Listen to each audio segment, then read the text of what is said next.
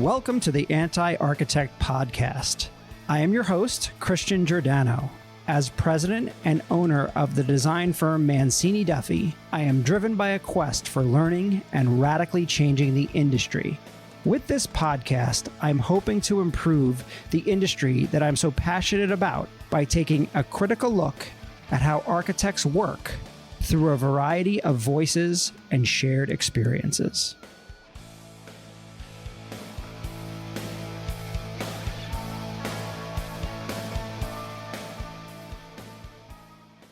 Hello, Anti-Architect Podcast listeners. I'm excited to have Paul Massey as my guest here on the Anti-Architect Podcast. Paul is joining me live here in our New York studios. Paul is the CEO of B6 Real Estate Advisors, which was started in July of 2018. B6 provides commercial real estate owners, stakeholders with the next generation to optimize their investments, taking a holistic approach, empowering every client with an agent expertise, technology-forward insights, and a team-oriented culture. The name is short for building by building, block by block. Paul began his career at CBRE and soon became the head of the market research department in Midtown Manhattan and later an investment sales broker. You may recognize Paul's name from the well-known Massey Knakal Realty Services, a company he founded with his colleague, Robert Knakal, whom he met at CBRE and previous guest on this podcast, episode 40. The company became the New York metropolitan area's dominant commercial investment sales brokerage firm with over 225 employees serving more than 200,000 property owners. In 2014, they sold Massey Knakal to Cushman & Wakefield. And very cool, in 2017, Paul ran for mayor of New York City against Bill de Blasio. Paul, thank you so much for being my guest here on the podcast. Christian, thanks for having me. Glad to be here. Yeah, so I've never told this story. I wonder if my wife even remembers this, but but researching you and hearing about the fact that you ran for mayor over 20 years ago, when we lived in New York City, I lived downtown. I remember going to a voting booth and voting, and every single council person that was on the docket ran unopposed. And I thought to myself, wow, this stinks. There's everyone just gets reelected automatically. I should run against Shelley Silver. And it was just a random idea. I wanted to go into politics for about 30 seconds. And I went to a couple meetings. I did some networking. I found out where to go. And I got to the point where I figured out how to get myself on the ballot. I had to get a certain amount of signatures, all this sort of stuff. And then when I realized how expensive it was going to be, how much time it was going to take, and then I was under 30 years old. I had absolutely no shot whatsoever. I gave it up. So, and that was my foray into politics. But you actually ran for mayor. What motivated you to go into politics and wanting to run? Well, we had just sold our business and was trying to figure out next steps. Looking back at it, we had 8 years of Rudy Giuliani, and then surprisingly followed up by 12 years of Michael Bloomberg. So we had really 20 years of leadership, strong leadership, to completely different people and different styles. But the city was in pretty strong hands. And then I didn't feel the same way about the then mayor. Mm-hmm. And I looked at it as a fantastic opportunity to do a lot of good. I think big city mayors have real control and real power. Yeah. And I kind of viewed it, hopefully a little bit the way Michael Bloomberg did, as a great CEO job. I mean, 53 city departments, 330,000 employees, real influence over our public school system, which is a real, focus of mine. Mm-hmm. And I thought we should be able to create a lot of jobs and be pro-business, pro-big business, pro-small business. And I actually loved running for office. The whole experience was great. I wish it had worked out, and you never know. But well, I honestly think probably everyone wishes it worked out, because de Blasio was a terrible mayor. I also appreciate Cushman & Wakefield. We had a contract for 3 years after we sold our business. And Cushman kind of heard a little bit about me dabbling around thinking about doing this. And they sat me down and they said, we love this. It's community-minded service. It's leadership. It's not going to do us any harm on the PR side. And so they amended my contract saying I didn't have to come to work anymore if I ran for office. Wow, that's amazing. It was actually great, genuine support. Yeah. So you wouldn't expect that from a giant company like that. There was a management team in there that really cared. Oh, that's amazing. Yeah. So kind of switching gears into sort of the purpose of the podcast. In the process of selling property, which you've done for the majority of your career, or if someone's looking to purchase property, do you ever involve an architect? Oh yeah. Well, a lot of the buildings that we sell, we're very specifically on the seller representation side. So every purchaser has an architect. So we're constantly dealing with them, figuring out the vision for whatever property their client is hoping to buy. Okay. So they're a constant in our life and a presence, and we enjoy working with them. Are there any particular ones that you enjoy working with the most? I think one of my favorites is Brad Perkins, who just walked out walked out of here. It's true. I've done some work with him on a non-for-profit that I was involved with, the Tenement Museum, and he dedicated his service to them. And wow. We worked with him for quite an extended period of time. So I'm a fan. Just wow. The first one that pops to my mind. I don't know why. That's great. So if you had to pick one thing, what annoys you about architects?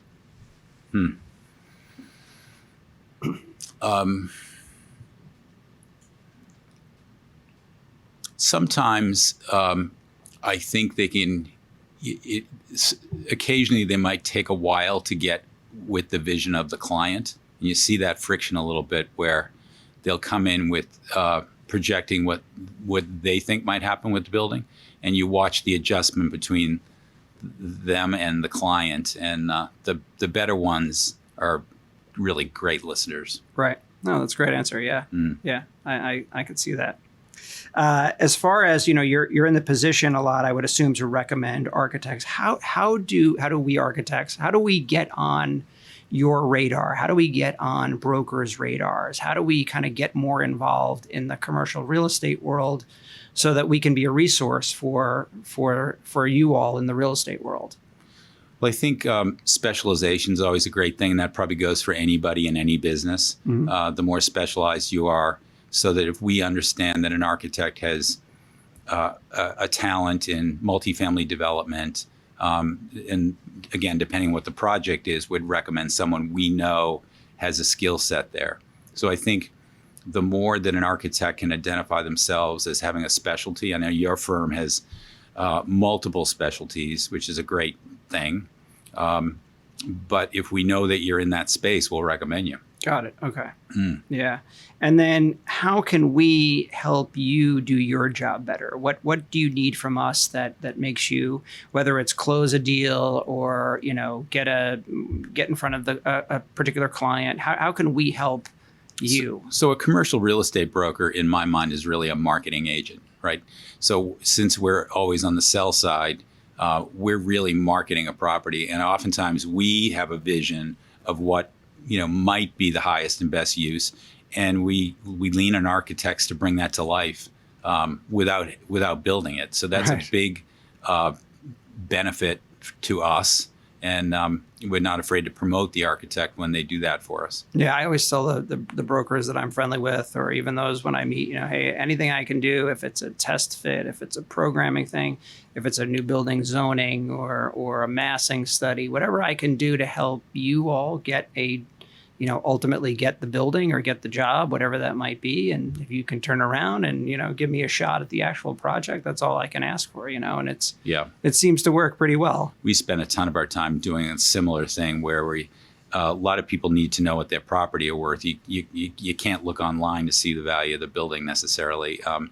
So we give that away. Yep. And that goodwill comes washing back, yep. Sometimes years out, but it works. Yeah, it's a long game process for sure, Yeah. especially on a new building. We could do a zoning study, and years later we hear that they've effectively changed the changed the zoning, and now they went from manufacturing to residential or whatever that might be. That just happened on a project, in fact. So, yeah, it's a long game there.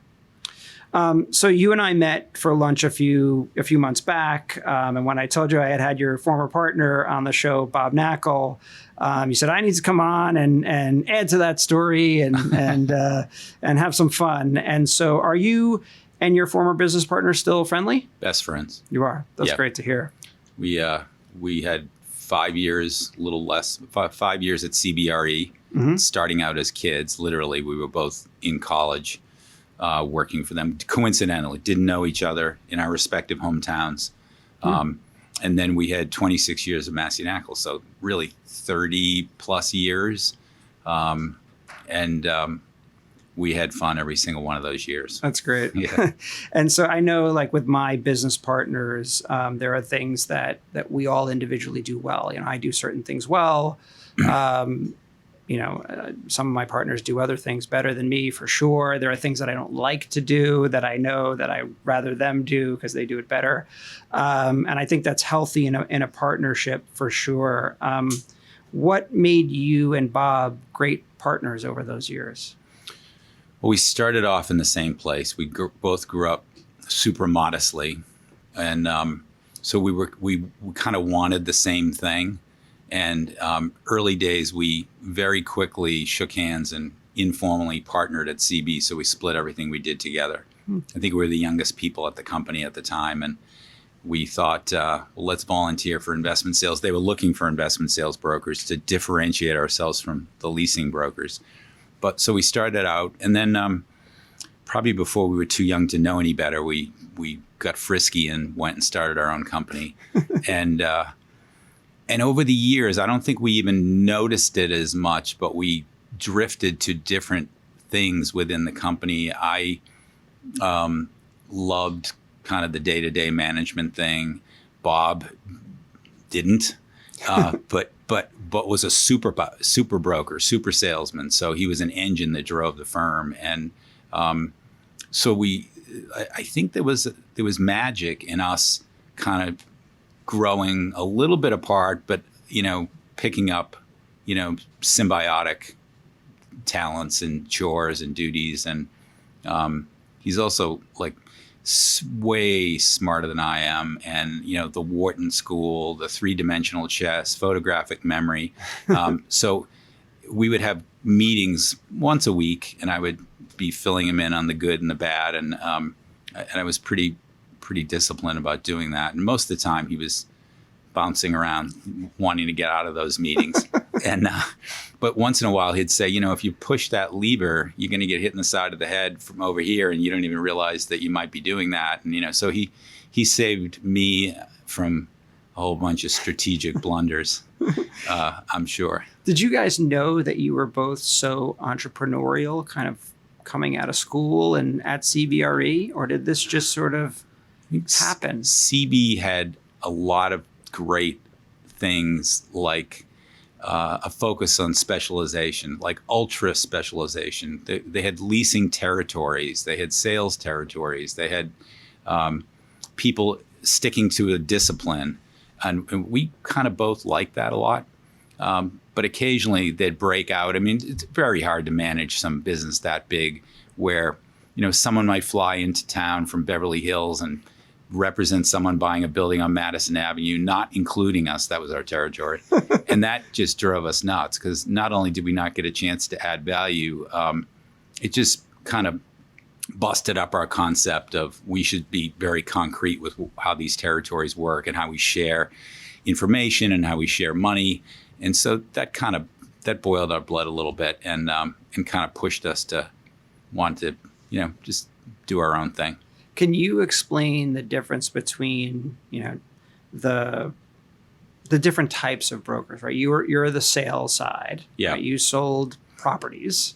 And then there are the leasing brokers, and there's usually the tenant rep brokers. Can you explain kind of the difference between all that? Because I'm not sure even a lot of architects understand the difference. Well, there are so many jobs under the heading of commercial real estate broker. I mean, there are appraisers, there are asset managers, property managers. Under the brokerage arm, there are investment sales brokers, so people who sell buildings. There are office leasing specialists. There are retail leasing specialists, and within, say, retail leasing, there are specialists to do restaurants and other types of retail. So there are just so many angles on our business and so many different types of brokers. And what gravitated you towards the sales side? I think it was just that thing. It was a little bit of happenstance where we arrived at CB. We were very young. They were talking about wanting people to sell buildings. I think they probably envisioned selling the AT&T building or the IBM building. But we were young, really young, 24. And we knew that they wanted us to gain control and they encouraged us to be in the sell side. But the only thing that anyone would let us have control of is small buildings, not big buildings. Right. So we got into the small to mid-sized building game by default. But you eventually got to the big buildings, right? Yeah, I think we probably specialized in the 2 million to 200 million range, which was great for us because that's 85% of all buildings in New York City. This is a big market. This is a much bigger market than the second biggest market, which is Chicago. But there are 200,000 investment properties in New York City. There are apartment buildings, office buildings, store buildings, industrial buildings. It's a massive market. Yeah, it is a huge market. And you're right. When you think of New York City, you think of the big buildings. But as you walk around, it's a lot of little buildings all over the place. Which is great. And we do a lot of that too, where we're trying to combine buildings, take them down, put up larger buildings. It's always fun to do those sort of things. So at the end of the day, at Massey Knakal, you ended up with over 225 employees, servicing over 200,000 property owners, number one sales firm for 14 years. Just an amazing, obviously, success story. Did you see it? What was that like? What was that experience like as you were it was growing and growing and growing, and now all of a sudden you were the premier in this world? Well, we were an overnight success after 26 years. It did. We were such a cliche in the sense that in the early days, really, I know exactly when it was. It was the first 12 years, from 88 to 2000. We would add a broker here and there, but there was no, we knew we wanted to grow, but then we were so happy. You've seen those business school books where the baker is in the bake shop, working in the bake shop and not working on the bake shop. Yep. That was us. Yep. And we were happy. We were transacting. We were making a living, but the company was small, and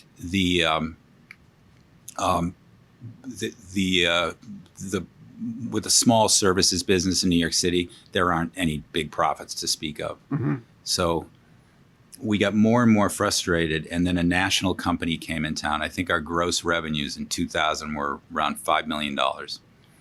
And they offered us $6 million. And we said, why are you overpaying? And they said, we are overpaying. We are trying to go public. Wall Street's giving us a hard time about not having capital markets or building sales in New York City. Mm-hmm. And you guys have a good reputation. So out of frustration, we agreed to take $6 million. And the minute we did that, we realized it was probably a mistake for us. All our dreams and aspirations were gone. And we were sitting there trying to figure out, how do we unshake their hand? And we're handshake guys, so there is really no way to unshake someone's hand. But just at that moment, before the deal was papered and closed, the stock market threw up all over itself. The go public multiples changed. And they came to us and said that we're not going to buy you. We're just going to open up a little satellite in New York City. And they were really weirded out about how happy we were. And then it was, okay, no more talk, all action. If you really want to grow this business, let's get a recruiting director. If you're going to recruit en masse, let's have a training director.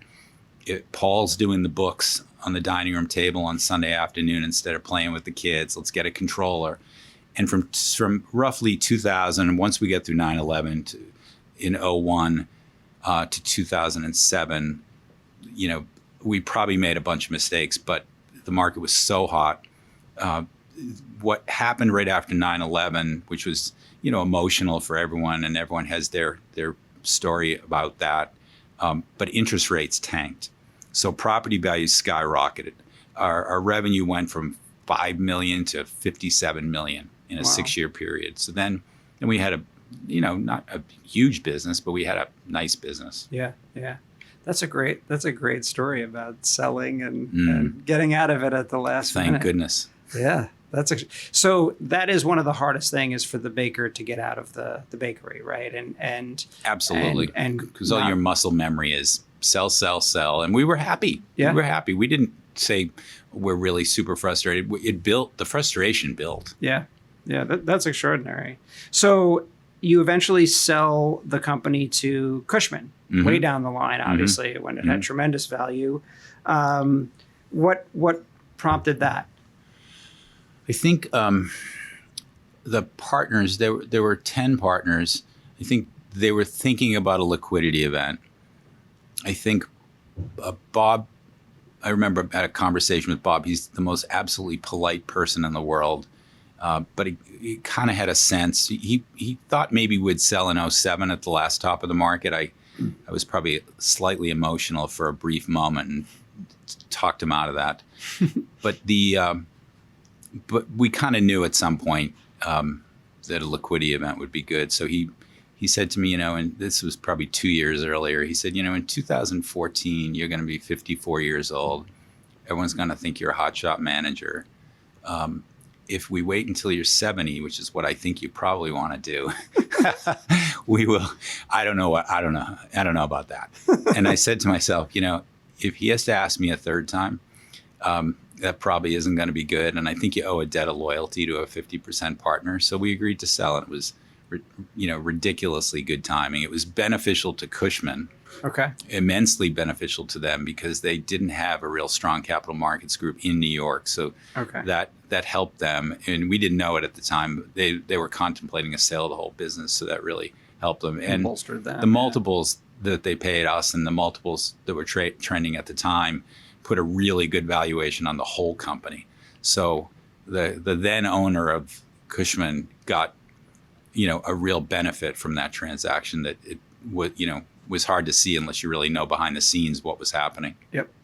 So, and then you leave Cushman. Ultimately, I assume your contract ended. Yeah. And when politics ended, contract ended. Okay. And was thinking about something like we're doing now with B6. Okay. Yeah. So tell me about B6. What is the technology side of it? How does it function? What makes it different from what you did previously?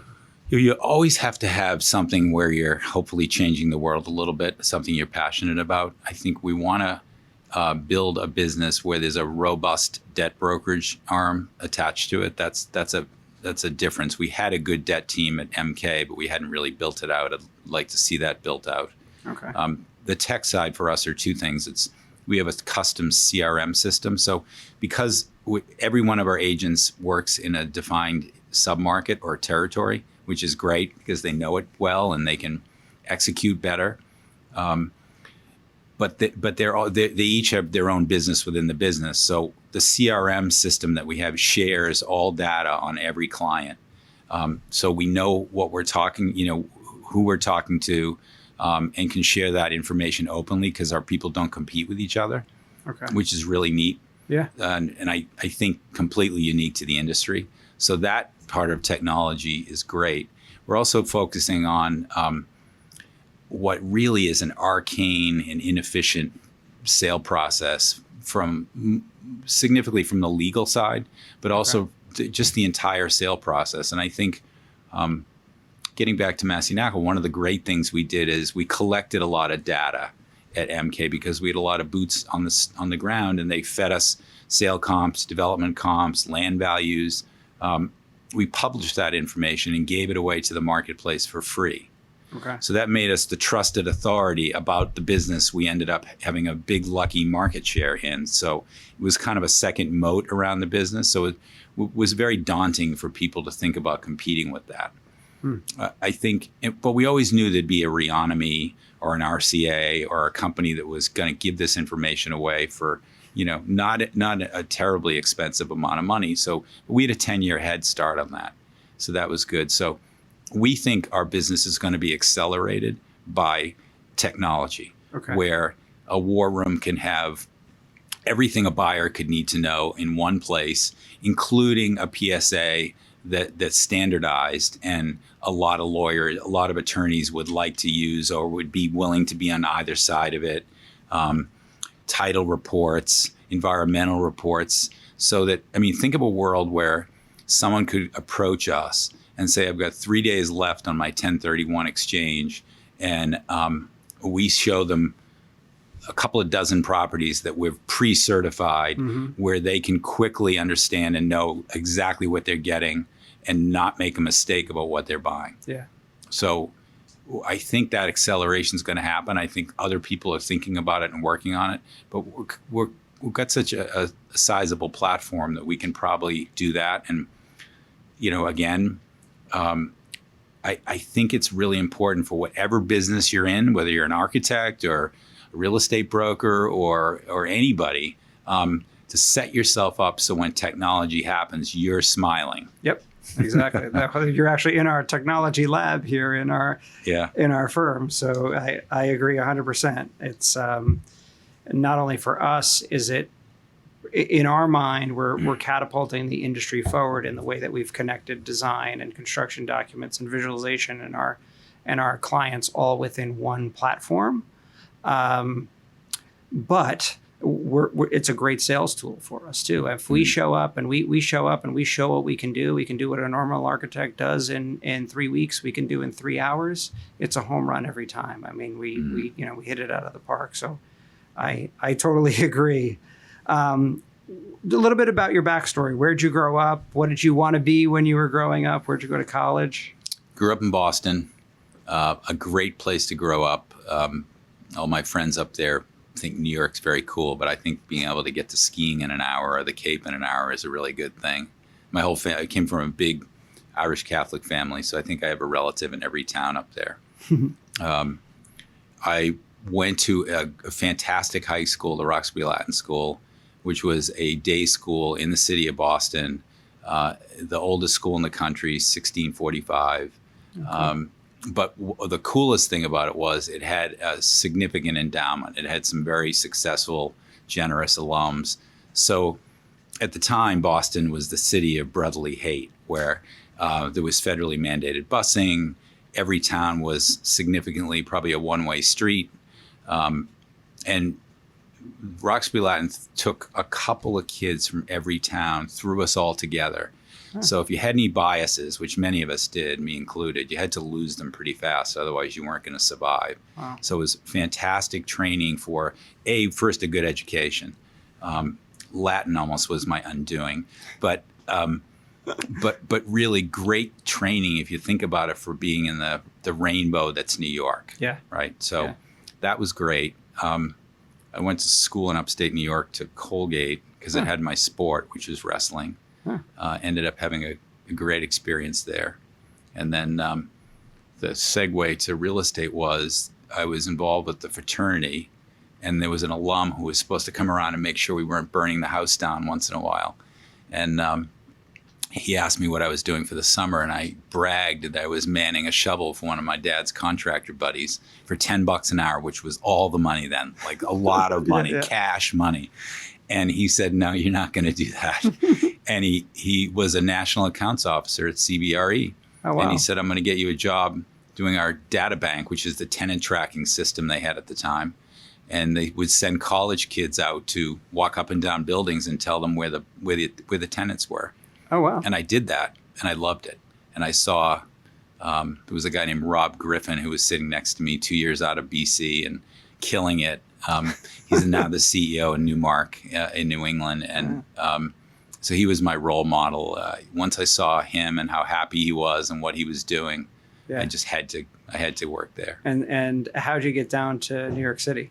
Yeah, the boss of the Boston office was he was a grouchy guy who told me there was no way he was going to roll the dice on college kid. He had a mature office. He had one opening, and he had an IBM computer salesman and a Xerox copier salesman. Those were the two hot sales jobs at the time. And he said, I'm going to pick one of them, and I've got nothing for you, kid. So I was crushed because I so loved CB. I was also a terrible student where I wasn't going to get the Goldman Sachs job competing with my classmates. So I went back to my fraternity connection, the national accounts officer.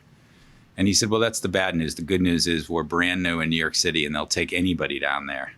And being so qualified, my grand plan was go to New York for 6 months, 9 months, work my tail off, convince them how great I was, and talk them into giving me the job that I thought I wanted back in Boston. Right.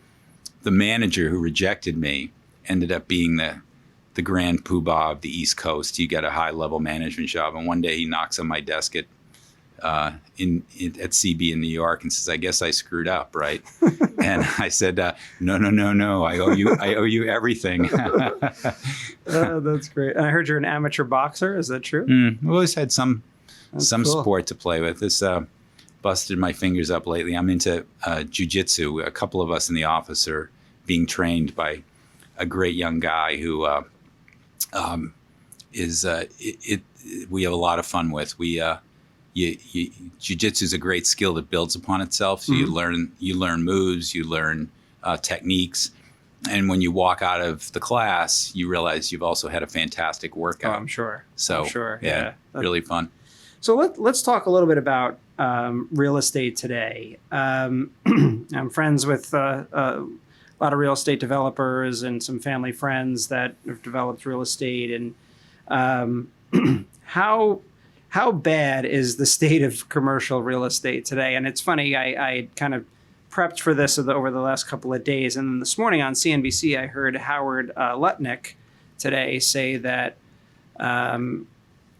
everything's going to be great by the beginning of next year. That the interest rates are now going to be stuck where they are, and everyone will adjust, and everything's going to be great, and not to worry, and that kind of thing. So, what is your take on the state of commercial real estate today? Well, Howard Lutnick's a super smart guy, so if he thinks interest rates are stabilizing, I'm willing to be a believer. I'm willing to be a believer. I think the way I'm looking at it, it's by asset class, because we've been through it here, right? We had 2019 rent regulations that basically say you can't raise your rents and you can't fix up your buildings. I mean, which is nuts. Don't get me started. Right. And then I thought that retail had bottomed out significantly due to technology and went through a radical shift pre-COVID, and then amazingly we were wrong that retail tanked some more. So that's I think the Manhattan retail especially is significantly linked to the office segment. Sure. And the office segment I don't think anyone predicted how long people would be out of the office post-COVID, and how much work from home would slow down the re-entry into the market for people. Yeah. But I think it's a fad. I can't believe it's lasted this long. I think people, if you look at the most successful CEOs in New York City, the Jamie Dimons, the Ken Griffiths, the people who are, rallying their troops to come back, they know how important it is to be together as a team. Yep. And so I think those smart people are going to make sure that we all get back to work, and other companies will follow that model. And I think 2 years from now, we're going to be having a completely different outlook on the office market. It's rough, very rough now. Yeah. And I think the lending market's significantly frozen up, which Yeah. makes things even more difficult. And so, but I think it's New York City. And I think that 2 years from now, everyone's going to be back.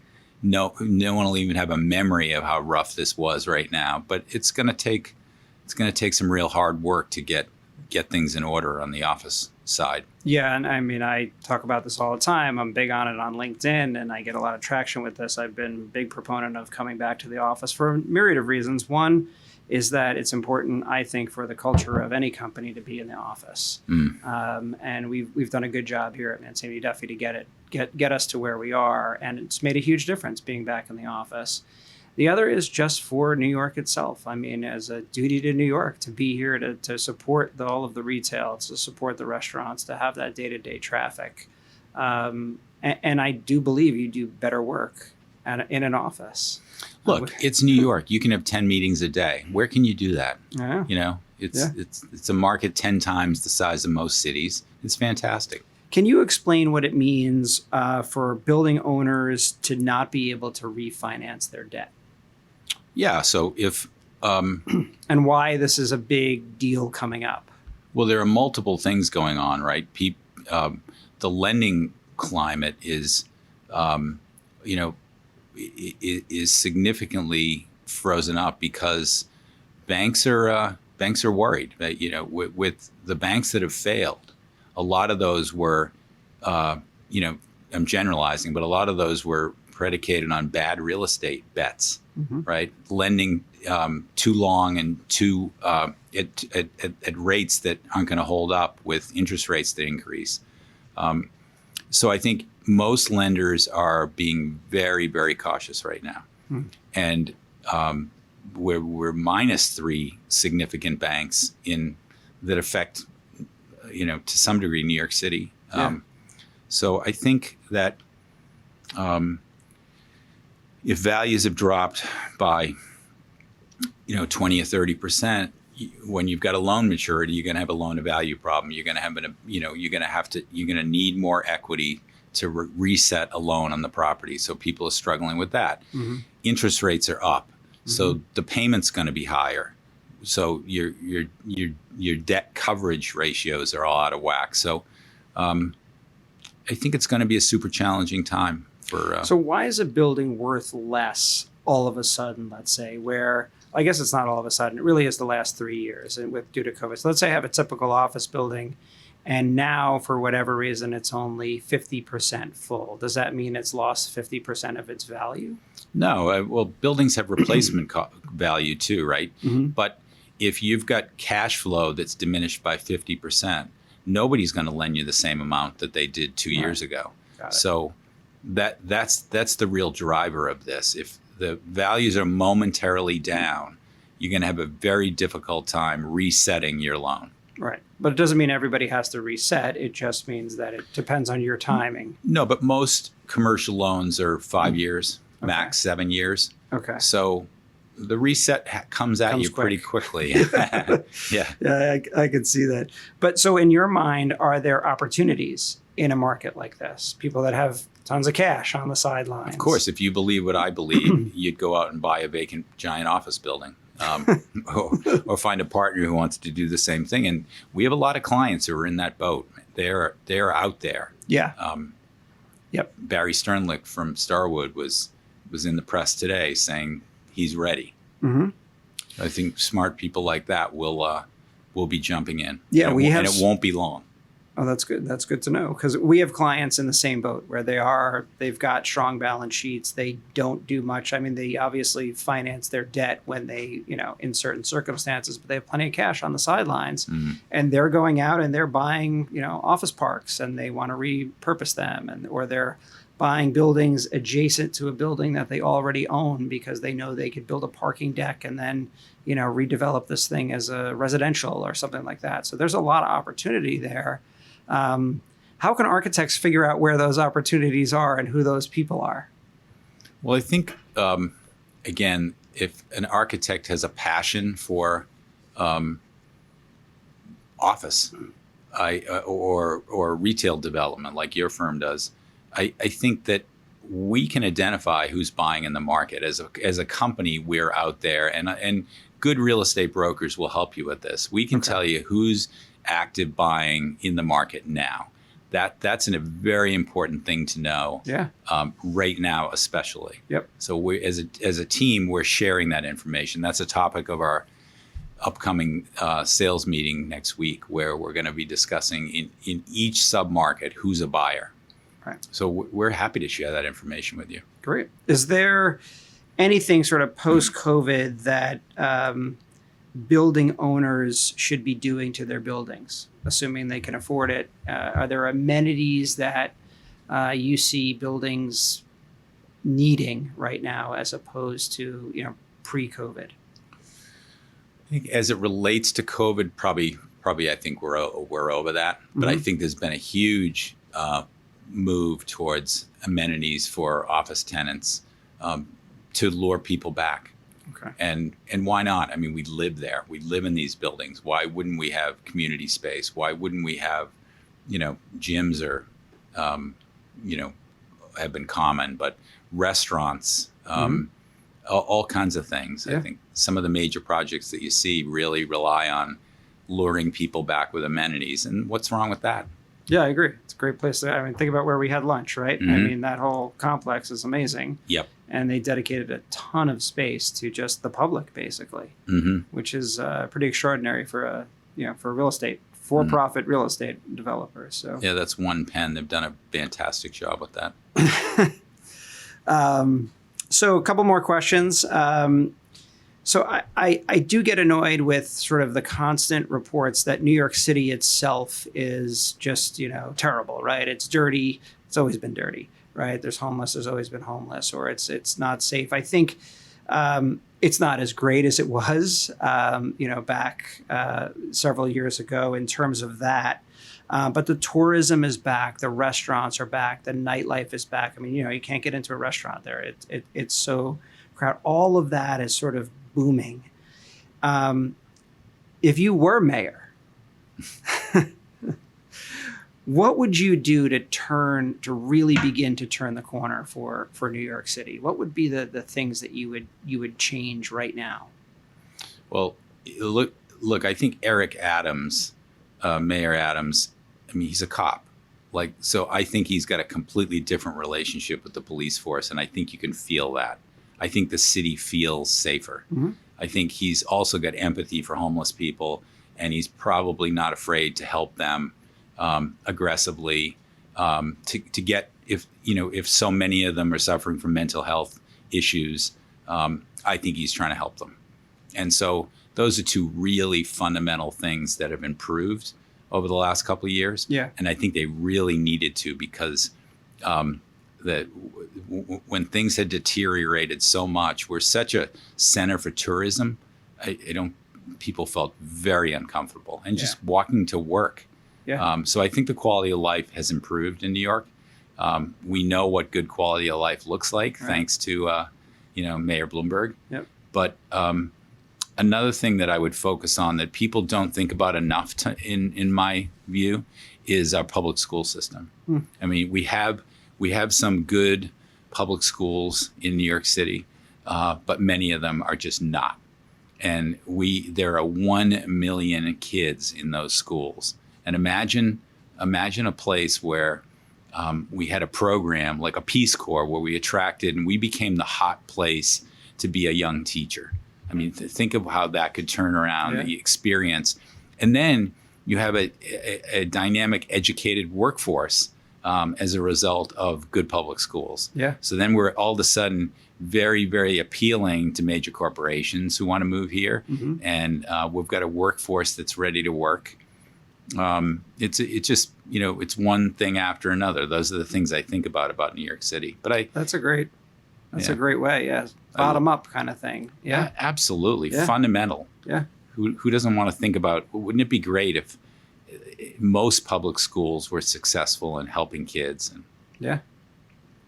Is there anything we haven't covered that you would like to tell our listeners?